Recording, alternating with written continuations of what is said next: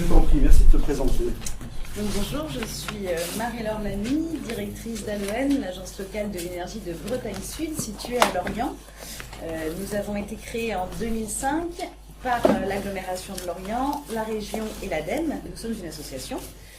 On héberge notamment des conseillers info-énergie et notre mission principale consiste à accélérer la transition énergétique sur le territoire. Nous sommes actuellement 11 salariés et bientôt 13. L'association est une fervente adepte du travail en réseau et c'est à ce titre qu'ALOEN est vice-présidente du CLER. Donc là aujourd'hui je vais vous parler du projet Smart Grid Solène qui signifie Solidarité, Énergie, Innovation, qui correspond, qui fait suite à une réponse à un appel à manifestation d'intérêt de l'ADEME qui s'appelait Réseau électrique intelligent, financé dans le cadre des investissements d'avenir. Donc je précise tout de suite, on est plutôt dans le cadre de réseaux et de compteurs communicants plutôt que intelligents. Donc ce projet se base notamment sur le déploiement du Linky. Donc je pense qu'on n'aura pas forcément à débattre sur le Linky. Je voulais juste vous préciser qu'ALOEN s'est engagé dans ce projet à partir du moment où la décision de généralisation du Linky a été prise au niveau national et que le but de l'agence et de la collectivité, c'est d'essayer de retirer et de mettre en avant tous les bénéfices qu'une collectivité et qu'un consommateur pourrait retirer du Linky. Donc voilà un petit peu le cadre du projet. Avant de passer à la diapo suivante, je vais vous dire qu'on est donc 12 partenaires à avoir répondu à cet appel à manifestation d'intérêt. Donc nous avons le pilote du projet, ERDF, donc le réseau de distribution, bien sûr Lorient Agglomération. Ensuite on a RTE, le réseau de transport de l'électricité, Morbihan Énergie, qui est le syndicat d'énergie du département, et la région Bretagne. Donc ça c'est un petit peu le pôle institutionnel. Ensuite on a 3 entreprises, Viti et Deltador, qui sont 2 entreprises bretonnes, 2 équipementiers en matière de domotique, et puis la société Niji, spécialisée dans la communication digitale. Et puis j'attire votre attention sur trois partenaires vraiment cruciaux pour ce projet, en tout cas pour ce qui concerne ALOEN. Nous avons 2 associations de consommateurs, donc la Confédération syndicale des familles, qui est une association de consommateurs très implantée et historique sur le territoire lorientais notamment, et puis l'UFC Que Choisir, plutôt pour le côté suivi du Linky au niveau national. Et le dernier acteur, l'Université de Bretagne Sud, et plusieurs laboratoires, des laboratoires de sociologues, des laboratoires d'ergonomes et puis des laboratoires de statisticiens. Et je vais vous expliquer un petit peu après pourquoi et quelle est l'importance de leur présence dans le consortium. Donc le projet Solène, 12 partenaires, 3 objectifs. Le premier objectif, c'est la sécurisation du réseau. Donc c'est vraiment ce qu'on appelle l'écrêtement ciblé, c'est faire en sorte de lisser la courbe de consommation journalière en électricité, qui est un problème assez crucial en Bretagne aujourd'hui, puisque nous sommes sur une péninsule électrique, donc on a besoin de lisser nos pointes pour maintenir un réseau en bonnes conditions. Le deuxième objectif, c'est la maîtrise de la demande en énergie et apporter une culture énergétique la plus facile possible aux habitants sur le territoire du projet. Et puis enfin, la thématique données. On sait que le Linky va nous permettre de communiquer beaucoup plus d'informations. Comment est-ce que ces informations vont pouvoir bénéficier aux particuliers et comment on met en place tout un système de consentement éclairé pour que le particulier puisse décider et choisir à qui il donne et sous quelle forme les informations qui seront récoltées par ce nouveau compteur. Un petit point intéressant pour rebondir sur ce que nous disait Pierre-Antoine Landel hier en plénière. On a mis 2 ans à répondre à cet appel à manifestation d'intérêt. Une première année, on est passé en jury auprès de l'ADEME. Là, l'ADEME a retoqué le projet sur plusieurs points. Et quand on prend un petit peu de recul par rapport à ce qui s'est passé, on est finalement aujourd'hui vraiment ravis d'avoir été retoqué la première fois. Vous n'aurez pas dit ça évidemment il y a quelques mois, mais là aujourd'hui je peux le dire, parce qu'on est vraiment passé d'un territoire de projet pour ERDF, qui cherchait un territoire d'expérimentation, à un projet de territoire, puisque pendant la 2e année où on a retravaillé sur le projet, là les 12 partenaires du consortium ont vraiment pris leur place et ont cherché à retirer aussi le maximum de cette expérimentation. Donc 10 000 compteurs Linky sont en cours d'installation sur le territoire de Lorient Agglomération. Ce sont des compteurs génération finale, ce sont ceux qui vont être installés partout en France d'ici 2021. Et puis l'expérimentation va concerner 1000 habitants de Lorient et de Pleumeur, une commune voisine, des habitants volontaires bien sûr pour nous suivre. Donc 4 panels d'expérimentation dont je vais vous parler juste après. Un budget qui va certainement vous paraître colossal, je rappelle qu'on est dans le cadre des investissements d'avenir, donc le budget global c'est 13 millions d'euros, puisqu'il y a notamment tout le traitement des données, tous les laboratoires de recherche et les industriels qui sont derrière. Sur ces 13,3 millions d'euros, il y a 5 millions d'aides, et sur ces 5 millions d'aides, il y a 50% sous forme d'avances remboursables aux industriels. Donc nous, on a encore une chance sur ce projet, c'est que Aloen est du coup financé à 100% par l'ADEME dans le cadre des investissements d'avenir, ce qui nous permet une totale neutralité dans nos actions, ce qui est toujours plus confortable pour nous. Et ce qui pourra vous bénéficier, vous, après, c'est que du coup, tous nos résultats, tout ce qu'on produira, sera dans le domaine public et diffusable par l'ADEME et diffusable à volonté. C'est vraiment une expérimentation dans laquelle on s'est engagé en espérant faire avancer la thématique de la sensibilisation des particuliers aux économies d'énergie et notamment aux économies d'électricité. Le projet va durer 3 ans. Nous sommes à un tout petit peu moins d'1 an. On en est à l'appel à candidature. Et pour information, il y aura 8 tests d'écrêtement ciblés, pour justement essayer de lisser cette courbe de charge. Donc, je vais principalement vous parler tout d'abord des différents accompagnements qui vont être testés, puisque c'est bien le sujet ici. Donc, 4 échantillons. Un échantillon qui sera uniquement équipé d'instruments de domotique, sans accompagnement. Un échantillon témoin, par définition. Un échantillon accompagnement individuel, dont je vous parlerai un peu plus après. Donc là, on va vraiment suivre les familles individuellement. Et puis, une nouveauté pour nous, une animation collective, où là, les familles seront invitées à se constituer en équipe pour pouvoir démultiplier l'action des conseillers.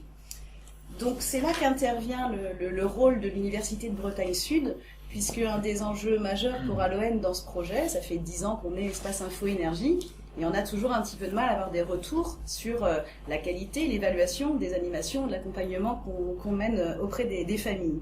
Donc là, l'université va à la fois mener des comparaisons sociologiques, faire des analyses coûts-bénéfices, faire des évaluations, sortir des indicateurs, pour vraiment mesurer l'efficacité de l'euro public, notamment en ce qui concerne Aloen, investi dans l'accompagnement. Donc d'un côté, on a un super terrain de jeu avec, pour nous, 400 familles que nous allons suivre pendant 2 ans, ce qui n'est jamais arrivé dans le cadre de nos missions, mais qu'en plus, on va avoir une analyse très précise et des mesures très précises de quel impact a notre accompagnement et à notre suivi. Donc un petit focus sur l'accompagnement individuel. Donc c'est 100 familles qui vont être suivies pendant 2 ans.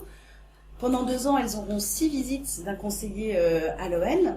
Alors le point de départ assez classique, un bilan initial des consommations. Alors je tiens à dire aussi que même si ce projet est principalement électrique, puisque basé sur le nouveau compteur communicant de RDF, nous allons continuer nos animations classiques en relevant également les index compteurs gaz, eau, peut-être évaluer le bois également consommé pour essayer de donner une vision vraiment énergétique aux ménages suivis. Il y aura ensuite une période de conseil, notamment liée aux éco-gestes, la distribution de petits matériels économes, la remise d'un premier rapport, une évaluation des changements, et puis on va aussi essayer de s'attaquer à un challenge au sein de la famille, c'est-à-dire les enfants, les parents, voir un petit peu comment on peut créer une émulation au sein de la famille elle-même. Et puis au bout des 2 ans, nous aurons bien sûr remise et explication d'un rapport final. Donc ce que nous amène aussi ce projet, donc je sais que partout en France il y a des familles à énergie positive. En Bretagne il n'y a pas de famille à énergie positive parce que les Bretons font rarement pareil. Donc ça s'appelle Tracowatt, mais ça ressemble un petit peu à famille à énergie positive. Donc on travaille On a déjà testé cette méthodologie depuis plusieurs années. Et là, ce que va nous apporter le projet Solène, notamment avec la société Niji, c'est une plateforme informatique qui va nous permettre déjà d'impliquer plus les familles pour qu'elles puissent rentrer aussi elles-mêmes leur consommation. Et nous, ça va peut-être nous permettre de passer à un nouvel âge et de sortir de la récolte des informations sur papier avec je rentre les données sous Excel et toutes les erreurs que cela peut engendrer. Donc voilà et la plateforme s'appellera Ti-Solène. Donc en breton, Ti ça veut dire maison. Donc ce sera la maison Solène. Donc sur l'animation collective, je m'excuse, hein, la police passe mal, mais je vais pouvoir vous expliquer ce qu'il y a quand même sur cette diapo. Donc ce sont 300 familles que l'on va suivre pendant 2 ans, via la constitution de 30 à 50 équipes, avec l'objectif, bien évidemment, de réduire les consommations d'énergie. On espère aussi vivement relancer, renforcer, réenchanter, comme on disait aussi en première, le lien social, puisqu'on veut profiter de ces jeux, de ces défis, pour remettre un petit peu d'animation dans les quartiers, voire au sein d'associations. Et puis, un des premiers points, c'est de mieux connaître l'énergie, ses consommations, puisqu'on sait que plus on connaît, plus on peut agir efficacement derrière. Le point central de notre animation collective, ce seront les jeux et la convivialité, c'est-à-dire qu'il n'y aura jamais une réunion sans un pot à la fin, sans un moment où on peut échanger, voire parler d'autre chose que d'énergie s'il y a nécessité. C'est ancré dans les gènes peut-être. Donc au niveau des équipes, un petit focus. Donc on aura un capitaine qui sera notre point de contact. Le but, alors j'ai toujours pas trouvé de mot plus joli, mais c'est de créer des tentacules d'Aloen. On sait très bien qu'en matière de finances publiques, on n'arrivera jamais à mettre un conseiller info-énergie derrière chaque famille. Donc il faut qu'on apprenne à démultiplier nos actions. Donc on est en recherche de capitaines, on commence à les constituer. Ce sera lui qui sera notre point de contact avec les familles. Il sera aussi organisateur de l'équipe, ce sera à lui de motiver ses coéquipiers dans des espèces de défis. Là aussi, c'est pas de la compétition, c'est de l'émulation. On sait que le français et le breton, c'est pareil, il y a cette tendance à se dire si mon voisin y arrive, moi je vais y arriver aussi. Donc on va s'en servir. Et puis on prépare vraiment des formations spécifiques aux capitaines. Ces formations seront sur 2 sujets. Il y aura bien sûr des informations techniques, des informations chiffrées, vraiment à apporter ce que connaissent les thermiciens, des conseillers info-énergie sur leurs connaissances académiques notamment. Et puis il y aura aussi toute une formation sur comment est-ce qu'on anime une réunion. Ce qu'on est en train de monter, c'est de décliner un petit peu toutes les animations qu'on fait en espace info-énergie. Donc ça peut être les visites de maison, les cafés des bars, les quiz éco-gestes, les balades thermiques. On est en train de préparer des petits tutoriels simplifié pour qu'un capitaine puisse, avec son équipe, organiser lui-même cette animation. Donc le capitaine aura une formation à la fois technique et à la fois animation pour pouvoir reproduire ce qu'on lui aura apporté auprès de son équipe. Donc les coéquipiers, de leur côté, eux s'engageront à participer au rassemblement de leur équipe, en sachant qu'on a un point qui a été aussi conseillé par les sociologues, c'est que on laisse chaque équipe s'organiser comme elle le souhaite. On ne va pas imposer des formats de réunion, des dates de réunion. C'est aussi à chacun de voir, suivant les contraintes, comment ils vont souhaiter fonctionner. Le but quand même, c'est que chacun réalise des gestes ou mette en place des astuces pour réduire collectivement leur consommation d'électricité notamment. Donc là, on sera vraiment sur des mesures au niveau global, au niveau de l'équipe, et plus au niveau de chaque famille, puisque ce serait malheureusement dévoreur en temps. Et il y aura aussi des réunions thématiques sur l'isolation, sur les équipements audiovisuels, sur comment entretenir son frigo, et j'en passe. Donc là, je voulais aussi attirer votre attention sur... Pour l'instant, on est dans la phase d'appel à candidature dont je vais vous parler juste après, mais on a évidemment commencé déjà à travailler sur quelles animations et qu'est-ce qui marche le mieux. Donc pour ça, on a commencé par organiser 2 séminaires d'échange avec toutes les structures ayant déjà organisé ce style d'animation, que ce soit individuel ou collectif. Donc on a fait 2 séminaires qui étaient accessibles par webconférence pour échanger aussi bien avec des acteurs de familles à énergie positive, des acteurs d'autres, alors je pourrais vous donner plein de noms de projets, mais je pense que ça ne servirait pas à grand chose, pour aller bénéficier des enseignements de ce qui s'est déjà fait. Certes, on a un gros budget, mais ce serait dommage qu'on utilise ce budget pour réaliser des choses où certains acteurs savent déjà que ça ne marche pas. Donc on a eu une belle collaboration et de beaux échanges. On a fait des rapports de ces 2 séminaires. Si vous êtes intéressés, n'hésitez pas à nous contacter, parce que notre but dans ce projet, c'est vraiment de faire bénéficier à tous ceux qui souhaitent mobiliser les habitants autour de leur réduction d'énergie, des expériences qu'on aura testées ou que d'autres ont testées avant. Donc maintenant, un petit point sur l'appel à candidature. Donc là, on est vraiment au cœur de la mobilisation des habitants. Donc pour rappel, il faut que l'on... je crois que j'ai les chiffres après. Oui, je vous donnerai où est-ce qu'on en est dans les chiffres après. Ce qu'on a lancé, tout d'abord, le point, c'est que c'est Lorient Agglomération, donc la collectivité au sein du consortium, qui est chargée de la communication locale et de la diffusion du projet au niveau local. C'était vraiment important que ce soit l'institution qui soit en charge de la communication et de cet appel à candidature. Donc des choses très classiques, des articles dans la presse, un numéro Azur. Et puis là, ce qu'apporte Aloen, qu'on voit un peu moins bien, comme on avait constitué depuis un peu plus de 2 ans ce qu'en Bretagne on appelle des boucles énergétiques locales, nous, à Lorient, ce qu'on a fait, c'est qu'on a mobilisé tous les acteurs qui se sentaient concernés par la transition énergétique, quelle que soit leur structure, donc des institutions, des collectivités, des entreprises, des associations, des particuliers, et on a organisé beaucoup d'ateliers participatifs où ces acteurs venaient donner les idées qu'ils souhaitaient mettre en place pour la transition énergétique, et où on les incitait ensuite, nous on trouvait le financement, on les aidait vers le financement, on les incitait à aller réaliser les actions. C'est pas tel acteur doit faire telle action, c'est moi j'ai envie que ça bouge, je suis prêt à m'inscrire dans une équipe et on va faire naître un projet. Donc c'est ce qui est en train de se passer, on est en train de finaliser le montage financier de plusieurs projets, mais ça a vraiment créé un lien de confiance entre l'Agence locale de l'énergie et les partenaires en disant effectivement, quand on amène quelque chose, on peut le faire, on n'est pas juste entendu et puis après ça part, c'est qu'il y a vraiment des choses qui se réalisent derrière. Et c'est très bien qu'on ait eu ce projet en amont, puisqu'aujourd'hui on a éminemment besoin d'eux pour aller trouver des capitaines qui seront motivés pour jouer le rôle de capitaine, parce qu'on n'est pas naïf. On sait qu'un capitaine qui va encadrer entre 7 et 10 familles, ça demande du temps, ça demande de la motivation, il faut qu'il y ait forcément quelqu'un de volontaire à la base, on ne devient pas capitaine, on s'engage à être capitaine. Donc on s'appuie beaucoup sur nos réseaux, notamment nos réseaux associatifs, pour identifier ces familles, ces personnes qui seraient prêtes à s'engager. Et puis, autre action qui a vraiment bien porté ses fruits, c'est un véritable porte-à-porte qui a été mise en place. Donc l'agglomération a envoyé un courrier aux 10 000 foyers concernés, puisqu'on a une zone technique très ciblée. Il y a l'installation d'Unity au préalable à cette opération, donc on est très ciblé géographiquement. Il y a eu 7000 foyers ciblés qui ont visité et 2080 portes ouvertes en un mois. Et ce sont 15 étudiants recrutés. On a de la chance à Lorient, on a une université avec de nombreuses formations sur l'énergie. Donc on a 15 étudiants qui ont passé leur été à aller frapper, vraiment à faire du porte-à-porte.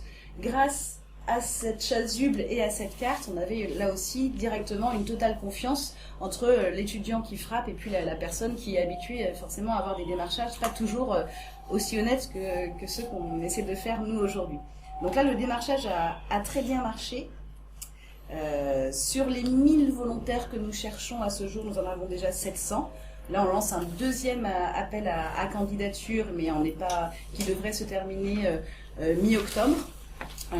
Donc, les premières conclusions qu'on peut tirer, c'est que l'écrêtement ciblé a été bien accepté. C'était un petit peu une inquiétude qu'on avait au début, puisque l'écrêtement ciblé, ça veut dire que la famille s'engage, lors des 8 tests qui vont être faits pendant les 2 ans, à bénéficier d'une puissance au compteur inférieure à sa puissance souscrite pour simuler un incident ou un problème sur le réseau. Le but de l'écrêtement ciblé, c'est qu'au lieu de délester tout un quartier, ce soit par exemple toute une ville qui bénéficie d'une puissance moindre pour que tout le monde ait un accès à l'électricité, mais une puissance moindre, le temps de régler l'incident. Donc ça, finalement, on a vraiment eu aucun problème à remplir ces échantillons d'écrêtement ciblés. Il faut dire qu'en Bretagne, on connaît les coupures d'électricité, on connaît les soucis de réseau, puisque le réseau est péninsulaire, comme je l'ai dit tout à l'heure. Le deuxième panel qui s'est très très bien rempli, c'est celui de l'accompagnement individuel. En une semaine, on avait les 100 familles que nous cherchons à mobiliser. Et les points les plus difficiles, c'est qu'on est quand même sur un gros projet avec différents échantillons, différentes possibilités d'accompagnement, qui n'est pas très simple à expliquer aux particuliers, et on en a toujours en tête un risque de désistement, et nous, il va falloir vraiment qu'on soit dans la simplification et dans l'intérêt direct des particuliers à qui on va s'adresser. Et puis ce qu'on savait du fait de nos séminaires de retour d'expérience, c'est que un des échantillons le plus compliqué, c'est celui de l'animation collective. Et là, ce qu'on est en train de mettre en place sur le deuxième appel à candidature, c'est que cette fois-ci, on ne va plus demander aux familles si elles veulent bénéficier d'un accompagnement collectif. On va aller chercher des capitaines, et c'est les capitaines qui vont aller former leur équipe. On l'a appris assez tôt dans le projet, mais c'était assez difficile à mettre en place sans qu'il y ait eu de communication sur le projet Solène. Donc là, maintenant, le territoire est bien au courant de ce projet, et on compte bien aller recruter nos capitaines.